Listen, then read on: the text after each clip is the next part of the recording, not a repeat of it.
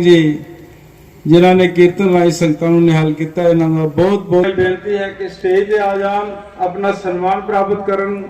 करण सिंह जी वजीर आदरणीय lieutenant governor साहब पहुंचे सन।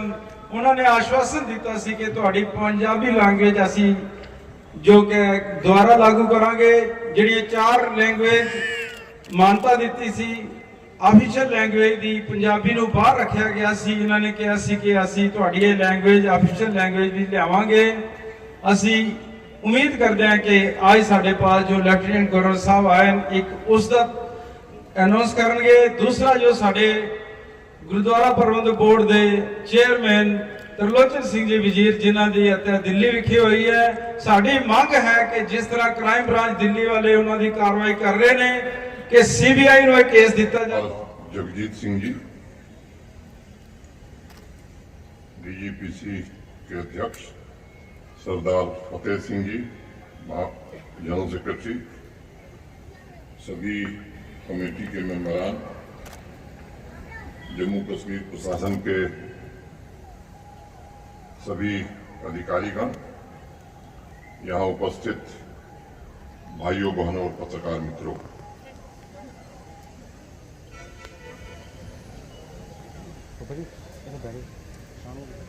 सबसे पहले मैं गुरु पर्व और करतारपुर साहब कॉरिडोर की बधाई आप सबको हृदय से देता हूं। जो बोले सो निहाल,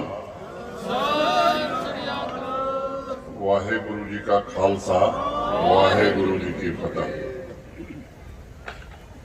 श्री गुरु नानक देव जी की जन्म जयंती प्रकाश पर्व की मैं फिर से एक बार आप सबको हृदय से बधाई देता हूं। सो दरु केहा सो घरु केहा, जितबई सरब समाले, बाजे नाद असंखा केते बावन हारे, केते राग परी शिव कहनी, केते गावन हारे। गुरु नानक जी परमपिता से प्रश्न कर रहे हैं कि तेरा द्वार कहाँ है, तेरा घर कहाँ है, और खुद ही जवाब दे रहे हैं कि अनेक नाद बज रहे हैं और असंख्य बजाने वाले लोग हैं। देवता तेरे द्वार पर बैठ कर गा रहे हैं, ओंकार ही तेरा द्वार है। आज इस पर्व पर पहनद नाद के इस पवित्र स्थान से मैं जम्मू कश्मीर के सभी नागरिकों को बधाई देता हूं और उनके स्वस्थ जीवन की मंगल कामना भी करता है। जितना गुरु नानक जी की वाणी को मैं अल्प बुद्धि का आदमी समझ पाया हूं, उन्होंने जन जन की सेवा को सबसे ऊपर रखा था और वह भी निस्वार्थ सेवा। और वो हमेशा मानते थे ये निस्वार्थ सेवा अनमोल है। उनके एक एक शब्द आज भी उतने ही प्रासंगिक हैं जितने 500 वर्ष पहले थे। एक बड़ी छोटी कहानी है। गुरु नानक जी जब बड़े हुए तो उनके पिताजी ने उन्हें सामान खरीदने के लिए कुछ पैसे दिए और पड़ोस के गांव में भेज दिया। एक सलाह भी दी उन्होंने कि दूसरे गांव से सस्ते में खरीदना और जो कुछ खरीदना इस गांव में लाकर थोड़ा महंगे में बेचना। और मुझे लगता है कि हर धंधे का उसूल भी यही है कि जो भी करो उसमें मुनाफा हो।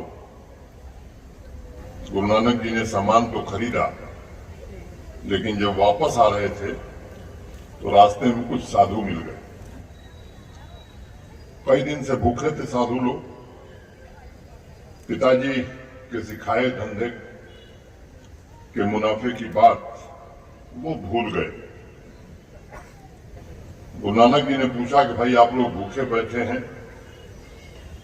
उठिए, क्यों नहीं गांव चले जाते और कुछ खा लेते हैं। साधुओं ने कहा यही तो हमारा व्रत है कि जब परम पिता की मर्जी होगी तो वही हमें भोजन देंगे। गुरु नानक जी थोड़ी देर के लिए सोच विचार में पड़ गए, फिर विचार किया उन्होंने और उन्हें लगा कि भूखे को भोजन कराने से ज्यादा लाभ और कुछ हो नहीं सकता है। और तत्क्षण उन्होंने निर्णय किया कि जो खाने का सामान वो खरीदे हैं वही साधुओं को दे देंगे। गुरु नानक जी के साथ उनके एक मित्र भी थे, बाला। उन्होंने गुरु जी से कहा कि क्या आप पागल हो गए हैं?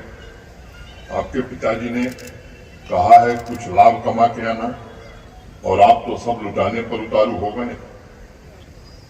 लेकिन गुरु जी ने बात अनसुनी कर दी और साधुओं को खिला पिलाकर प्रसन्नचित्त होकर घर लौट आए। पिताजी ने देखा कि बेटा खाली हाथ आया है, जाहिर सी बात है, गुस्सा आया उन्हें और बोले कि तू सब कुछ बर्बाद कर देगा। गुरु नानक जी ने कहा कि आप सोचिए, मैंने भूखे साधुओं को भोजन कराया है और इससे ज्यादा लाभ, इससे ज्यादा मुनाफा किसी और काम में हो नहीं सकता है। है ਹੁਣ ਆਪ ਜੀ ਦੇ ਸਾਹਮਣੇ ਭਾਈ ਸਾਹਿਬ ਭਾਈ ਪਰਵਿੰਦਰ ਸਿੰਘ ਜੀ ਜੋ ਕਿ ਹਜੂਰੀ ਰਾਗੀ ਨੇ ਡਿਸਟ੍ਰਿਕਟ ਕਮੇਟੀ ਦੇ, ਉਹਨਾਂ ਦੀ ਸੇਵਾ ਬੇਨਤੀ ਹੈ 15 ਮਿੰਟ ਦੇ ਸਮੇਂ ਵਿੱਚ ਸੰਗਤਾਂ ਨੂੰ ਨਿਹਾਲ ਕਰਨਗੇ।